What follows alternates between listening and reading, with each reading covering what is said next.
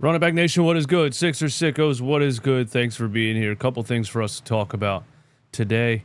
Some new photos and videos have emerged of Tyrese Maxey being an absolute tank, a damn bodybuilder. He looks like an NFL linebacker. We're going to talk about the internet's reaction to that and, what I actually think about that and why he's strength training the way that he is. What he wants to add this upcoming season. Anthony Edwards had Joel Embiid's back against French fans booing him. Some more USA talk. And then I want to talk to you about the way the Sixers roster looks right now. And if they don't make any more moves, is it really a championship level roster? We're going to look at the last couple of championship rosters and decide how it stacks up. Okay? Thanks for being here. Give me 1 million likes on this video. This is brought to you by our friends at BetUS. BetUS, America's favorite sportsbook and casino. Live betting and racebook. We're celebrating 30 years with a historic offer. A 125% sign-up bonus on your first 3 deposits. Plus 10% gambler's insurance. Get started today. BetUS, where the game begins. We're over on the BetUS website, betus.com. Go there, make an account. Use the link in my description, of course. And over here under basketball, when you go to all and you select basketball, there's these new NBA season awards. You can check these out, and you can bet on 6th Man of the Year, Coach of the Year, Defensive Player of the Year, Most Valuable Player, Rookie of the Year. I want to look at Coach of the Year, I think, because I'm sure Nick Nurse is probably going to be on this list of odds. He is at a plus 1,200 under Joe Mazzulla, Jamal Mosley, JJ Redick. JJ Redick's a plus 1,000. How? Coach of the Year. We're putting money on Nick Nurse, okay? Plus 1,200 bet slip. If we put up $25, that'll pay us out $300 when inevitably Nick Nurse wins Coach of the Year when the Philadelphia 76ers win the 2025 NBA championship. Place your bet, confirm, lock it in. You can get 125% deposit bonus on your first 3 deposits up to $2,000 and 10% gambler's insurance on BetUS right now using the link in my description. Thank you to BetUS for sponsoring the channel. Let's talk about what we gotta talk about. Okay.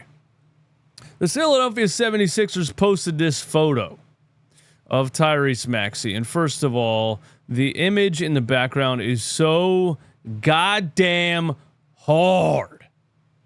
Like, bro, who painted this on this wall? And how much I gotta pay for them to paint this on the side of my house? I don't own the house I'm living in right now, but when I do buy a house, I swear to God, I'll probably get, I don't know if I'm allowed to. I don't know. I guess if you own a house, you're allowed to do whatever you want. Let's just not HOA. If I can, I'm getting this painted on the side of my house. I'm being dead serious. But anyway, there's Tyrese Maxey holding the weights, okay? The Sixers posted this, can confirm he's been in the gym. He's looking just more muscular, all right? And then, they posted a couple of clips, and this is the one that's kind of going viral right here. My dude looks like a damn X-Men character in a Marvel movie, okay? And I retweeted this, and I said, Tyrese, they're about to drug test you again. And this is him throwing a medicine ball at the ground. Here's some side type of, what are these? The side, your hip flexors, all that type of shit, type of workouts. And clearly, when you see this video, you can tell what Tyrese Maxey is focused on, because side lunges, or whatever you want to call them, like this, side reverse lunges, all that stuff, it's all working the hips and the side of the abs, the core, but it's all for lateral movement. What's Tyrese Maxey really working on with this weight training? Is he trying to be bigger and stronger? Yes, of course he is. But what he's really working on is being a good defender. And Tyrese Maxey, every single season, impresses us with what he did in a single off season. And this past year, the only real thing you could say was he wasn't a great defender. He gets targeted defensively, and he's probably like, okay, bet, let's go take care of that. And so clearly he's in the gym trying to put on strength and muscle, but also is focused specifically on lateral movement and probably a lot of training in the realm of on ball, man-to-man defense and sticking with his man and things like that. And if Tyrese Maxey becomes a good defender, he has the potential to be a superstar point guard. If he becomes a two-way, a great scorer, a great three-point shooter, one of the best finishers at the rim at his position, and also becomes a good defender, it's lights out. Tyrese Maxey has a potential to be a star point guard in this league. He's already a star guard in this league. I don't know if I call him a point guard. I call him a shooting guard a lot. But anyway, he has the potential to be a solidified superstar if he becomes a two-way player, and I think that's definitely what he's working on, okay? Couple little things here. Anthony Edwards calls out French fans for booing Joel Embiid. He said, you got Wemby and Rudy. Why would he play with y'all? Wemby and Rudy, what more do y'all want? Y'all want 3 7-footers? I just look at his face, bro. Nobody keeps it more real in the entire league than Anthony Edwards. The dude is he keeps it 100 24/7, and he's absolutely hilarious. A podcast with him and Joel Embiid would be a lot of fun. And I like the fact that him and Joel Embiid are becoming friends here, playing on the USA team together. Those two in a room together, I think you can definitely imagine their personalities just meshing and them just laughing and making fun of shit and whatever else. So shout out to that. And it's true, French fans, shut the fuck up. What do you really want? Why would you want Joel Embiid to play with Wemby and Rudy Gobert? Like, cry about it. You know what I mean? Also, Steve Kerr did say Joel Embiid is starting against Puerto Rico. So Steve Kerr's playing different lineups every single game because he's a soft yes man coach and he doesn't want to piss anybody off. So he didn't play Jason Tatum. Then he started Jason Tatum and gave Joel Embiid a DNP. The fact that Kevin Durant isn't in the starting lineup is wild, but it also makes the USA's bench crazy. And so this lineup with Durant and probably Tatum coming off the bench and some others, Derek White and some others, Puerto Rico's not good. You're going to see Jose Alvarado out there, who is a Phillies pitcher. I didn't even know he played basketball. Yeah, so USA should smack down Puerto Rico tomorrow. We might watch it live here on the channel. I don't know yet, but I'm still annoyed at Steve Kerr that he's going back and forth and not really finding a solidified unit. But you have so many good players that you shouldn't lose anyway. So go USA. Last thing I want to say is, NBA University posted this and said Daryl Morey and company bet on cap space and executed their plan to perfection. Will it finally translate to playoff success? And I'm looking at this graphic and I'm saying to myself, is this a championship roster right now? Say the Sixers make no more moves. Maybe they do make a KJ Martin move at the deadline. He can't be traded until January 15th anyway. So, Maxey, Embiid, obviously the stars. Some high-level, Paul George, clearly a massive upgrade over the number 3 that they had last year, Mr. Crumble Cookie himself. They upgraded the backup center position, which was a huge hole in the roster last year because Paul Reed became completely unplayable for some reason. So Andre Drummond and the way Adem Bona looked in the summer league, I like it. The rest of the role players, man, Caleb Martin, a 3-and-D wing, Kelly Oubre, an athletic two-way, push the pace, strong finishing, sometimes 3-and-D, sometimes not, but love his aggression and love what he brings to the team. Kenyon Martin's athleticism and defense, backup point guard position, Reggie Jackson, Kyle Lowry, Eric Gordon. People are telling me still has something left in the tank. We'll see.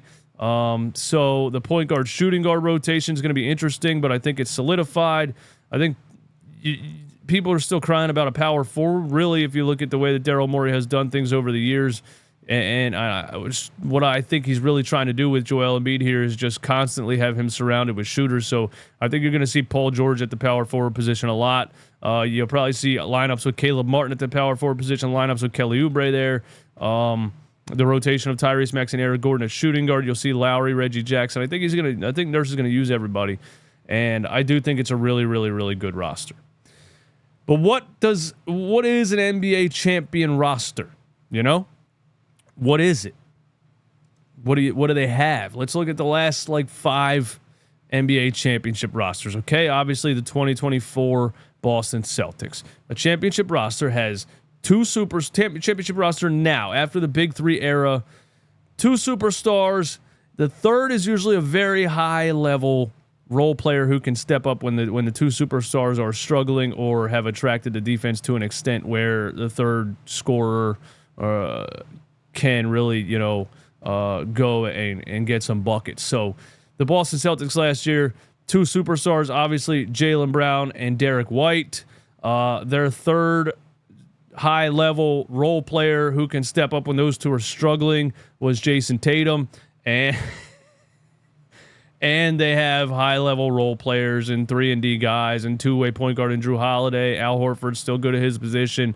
But they have that formula. Kristaps Porzingis, I mean, this is an overpowered team, and they paid everybody. It's going to be hard to beat them again. But they have that formula of 2 superstars, Jaylen Brown and Derek White, and the third high-level role player, Jason Tatum. They have that formula, and I think that's what the Sixers have tried to emulate with Joel Embiid, Tyrese Maxey, and then Paul George as that third high-level scorer, role player guy who can, get buckets when the other 2 are being hounded by the defense. The 2022-23 Nuggets, you really can't base anything off of this team because it was just Nikola Jokic. I mean, Jamal Murray played like a superstar at times, but I wouldn't call him a superstar. The Nuggets were just the fact that Nikola Jokic is so good and is really a center with a point guard's mind, and the entire system runs around him, and it's so hard to stop when you put the right players around him. Aaron Gordon cutting back door,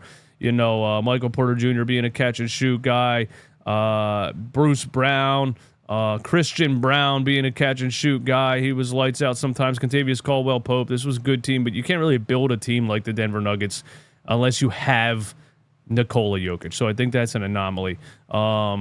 The 2021-22 Warriors, obviously Steph Curry, Klay Thompson.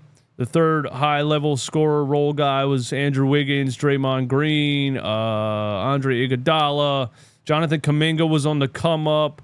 Damian Lee was a catch-and-shoot wing, 3-and-D wing type of player. Jordan Poole was looking like he was a really good third option and was just feeding off the attention those 2 guys were getting, and then he went to the Wizards and started, absolutely stinking up the joint. But there's that formula, and then you have the 2021 Milwaukee Bucks. Giannis, superstar, who was a second superstar on this team. You probably can't really say there was a second superstar. The high level role guy next to Giannis was where's he at? Rim Justin Jackson, Chris Middleton. That's the name I'm thinking of. Chris Middleton. But this team was just really deep, man. Dante DiVincenzo, DJ Augustine. They had Thanasis, on the bench. He's a huge part of the team every year. He's a huge. I'm kidding. Drew Holiday is probably the common denominator between 2 of the last 5 championship teams. So, a 3-and-D point guard like Drew Holiday, he's amazing. And, of course, he was drafted by the 76ers and traded to start the process and now has 2 championships. Jeff Teague was there. PJ Tucker was there in limited minutes. He played 17 minutes a game. Then Doc Rivers played him 35 minutes a game on the Sixers. But, yeah, I would say, looking at the Sixers roster right now and how NBA championship rosters have looked the last 5 years, I think they do have the formula to, if healthy, win an NBA championship this season. Give me all your thoughts and opinions in the comments, and I will see you all very soon. Goodbye.